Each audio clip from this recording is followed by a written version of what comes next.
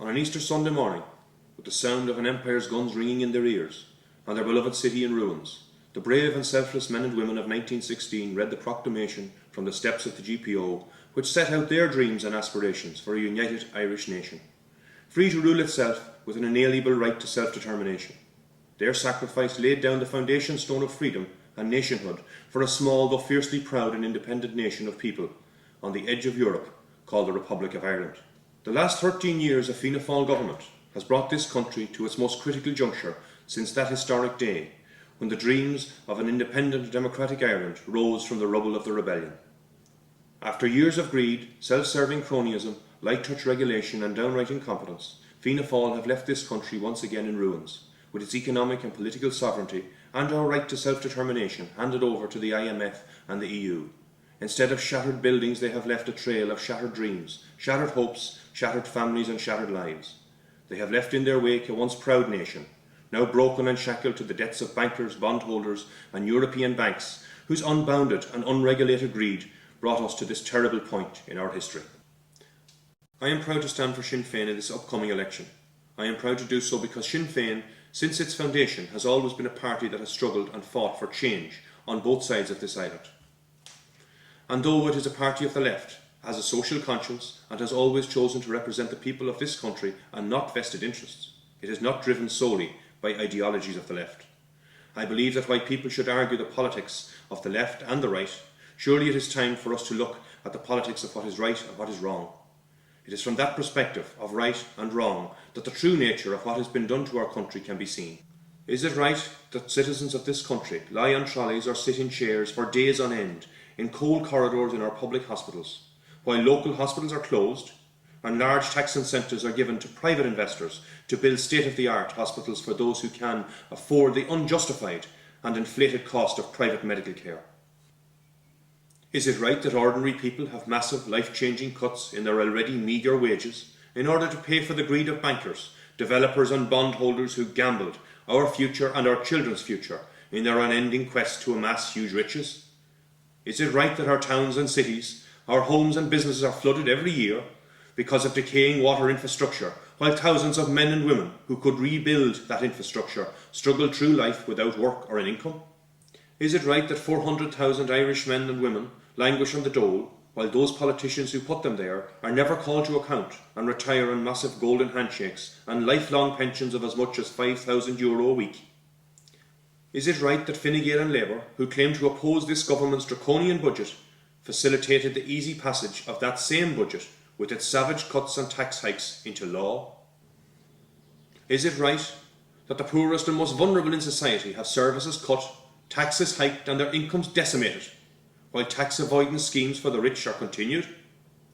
I believe the answer to all these questions, and many more, is no. It is entirely wrong, and I believe that the majority of the citizens of this country think it is wrong also. We can no longer base the running of this great country on greed, cronyism and political favours. I hear much talk among the political elite about serving the national interest, about how we must always look after the good of the country. Yet their actions show us that they serve neither the country nor its citizens, preferring instead to look after themselves and the vested interests of their pals and friends who they supped with in the Galway tent or played golf with in plush golf courses. Fine Gael and Labour talk about change and talk about renewal, yet they failed the very first hurdle when they propped up this failed government for just enough time to allow them to cripple our economy and our people with the most savage cuts, tax hikes and the new universal social charge, which every citizen knows is just a bank levy forced on the people to make up for the billions they are giving to the banks in a scandalous bailout that was negotiated in secrecy by a small cabal of elites.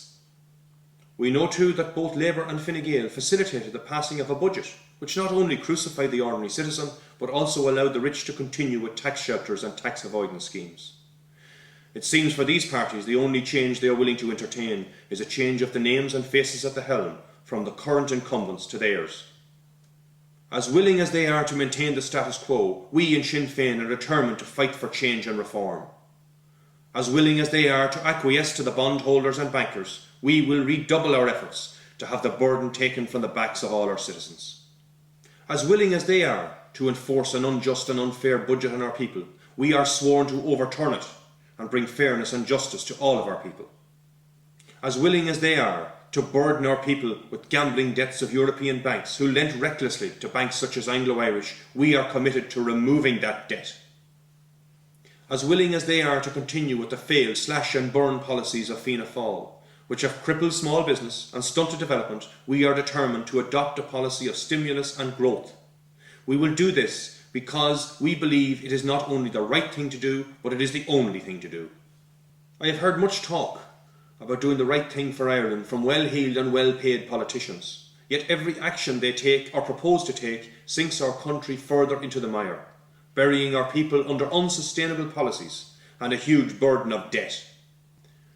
We in Sinn Fein believe there is an alternative to the greed and self-serving incompetence that has destroyed our country and left our people with the curse of emigration and the burden of debt, while those responsible sail off into the sunset with their pockets stuffed with payoffs, bonuses and lifelong pensions. On election day, it is not Europe or the IMF who will determine the future of this country. It is you, the people, who will decide. On February 25th, I am asking you all to vote for Sinn Fein, to send out a clear and unambiguous message that this is our country and we have come to take it back. If we do that, then I believe it will be one of the most important things that this country will do since that fateful day nearly 100 years ago on the steps of the GPO by men and women who understood the true meaning of service to one's country.